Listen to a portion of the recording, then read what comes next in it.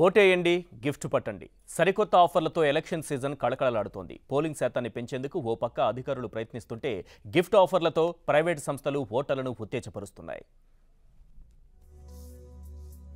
ఎన్నికల రోజంటే సెలవు రోజు కాదు, ఎంచక్కా ఫ్యామిలీ మెంబర్స్తో ఎంజాయ్ చేసేందుకు. ఎన్నికలంటే బాధ్యత. సమర్థులైన పాలకుల్ని ఎన్నుకునేందుకు అందివచ్చిన అపురూప అవకాశం. ఆ అవకాశాన్ని వినియోగించుకోవాల్సిందంటూ అధికారులు ఓటర్లకు పిలుపునిస్తున్నారు. అంతేకాదు ఓటింగ్ శాతం పెంచే గ్రామాలకు భారీ స్థాయిలో ఆర్థిక నజరానాలు అందిస్తూ సంచలనం సృష్టిస్తున్నారు. ఆ ఒక్కరోజు బద్ధకాన్ని వదుల్చుకుని ప్రజాస్వామ్యం పట్ల బాధ్యత నిర్వర్తించాల్సిందిగా ఓటర్లకు జిల్లా కలెక్టర్లు సూచిస్తున్నారు. పోలింగ్ శాతాన్ని పెంచేందుకు వివిధ జిల్లాల్లో కలెక్టర్లు పలు చర్యలు తీసుకుంటున్నారు. బహుమతులు, ఆర్థిక నజరానాలు ప్రకటిస్తూ సంచలనం సృష్టిస్తున్నారు. మెదక్ జిల్లా కలెక్టర్ స్మితా సబర్వాల్ గ్రామాల్ని టార్గెట్ చేస్తూ 20 లక్షల రూపాయల బహుమతుల్ని ప్రకటించారు. ఏ గ్రామాల్లో 95% పోలింగ్ నమోదవుతుందో ఆ గ్రామాలకు ఆర్థిక ప్రయోజనాలు కలిగేలా కలెక్టర్ చర్యలు తీసుకుంటున్నారు. అలాగే 92-90% పోలింగ్ నమోదైతే నానో కార్లు బహుమతులుగా అందజేస్తారు.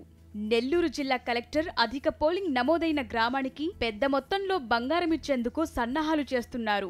ఈ బంగారాన్ని సమకూర్చేందుకు సంగీత విభావరి నిర్వహించబోతున్నారు.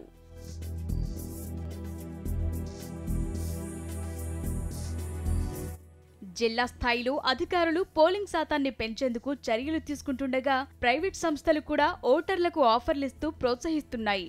హైదరాబాద్ శ్రీనగర్ కాలనీలోని గ్రీన్ ఫ్రెండ్స్ బ్యూటీ పార్లర్ నిర్వాహకులు ఓటు వేసిన మహిళలకు తమ పార్లర్లో 200 రూపాయల డిస్కౌంట్ను ప్రకటించారు.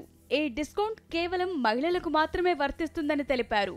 మహిళలు ఓటు హక్కు వినియోగించుకునేందుకు గాను ఈ ఆఫర్ ప్రకటించినట్లు వారు చెప్పారు.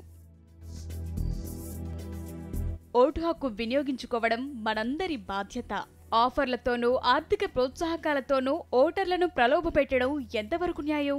ప్రైవేట్ సంస్థల ఆఫర్లు పబ్లిసిటీ కోసమనే విమర్శలు వెల్లువెత్తుతున్నాయి.